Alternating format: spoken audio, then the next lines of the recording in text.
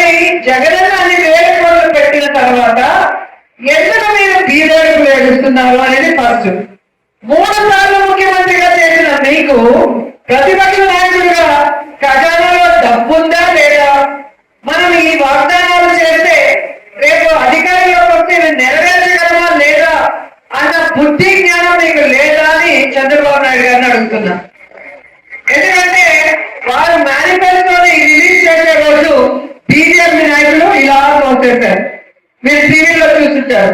ఎందుకంటే అవి చేయలేము, ఈ చంద్రబాబు నాయుడు దొంగ మాటలకు మనం సపోర్ట్ చేస్తే రేపు మనని కూడా తొమ్మిది పోతున్నారని బీజేపీ నాయకులు భయపడి ఇలా తోసేసి దూరంగా నిల్చున్నారు. ఇక గురువులేని పవన్ కళ్యాణ్ పాపం చంద్రబాబు నాయుడు ఏం చెప్తే అది నిజమని నమ్ముతాడు.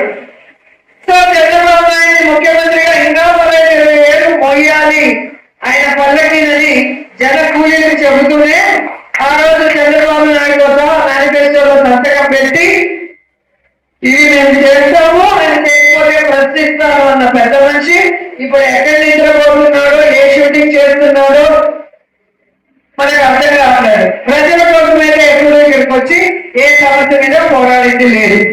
అంత రిలాక్స్ గా ఉన్న డిప్యూటీ సీఎం ని ఏ రాష్ట్రంలో కూడా మనం చూసుండలేదు.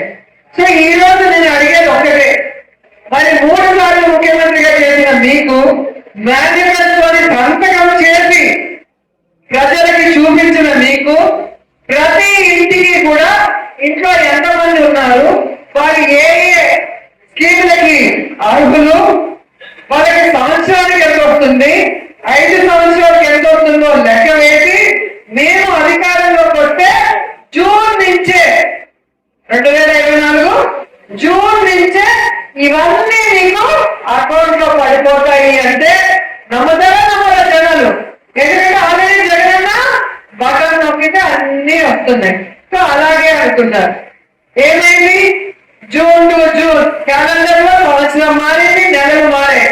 కానీ చంద్రబాబు నాయుడు బాండ్ లో చెప్పిన ఏది కూడా నెరవేర్చలేదు. దీని మీద జగన్మోహన్ రెడ్డి గారు రీకాలింగ్ చంద్రబాబు నాయుడు మేనిఫెస్టో. ఎందుకంటే గతంలో అధికారంలోకి వచ్చాక చంద్రబాబు నాయుడు వాళ్ళ వెబ్సైట్ లోనే మేనిఫెస్టో తీసేసిన ఘనుడు. ఎందుకంటే మేనిఫెస్టో అంటే ప్రజలు చూస్తే గుర్తిస్తారు, మనం జిల్లాలకు వెళ్ళినప్పుడు మనల్ని ప్రశ్నిస్తారని వాళ్ళు మేనిఫెస్టో తీసిన ఘనులు కాబట్టి వాళ్ళకి మేనిఫెస్టోని గుర్తు చేయాలని కార్యక్రమం పెట్టారు.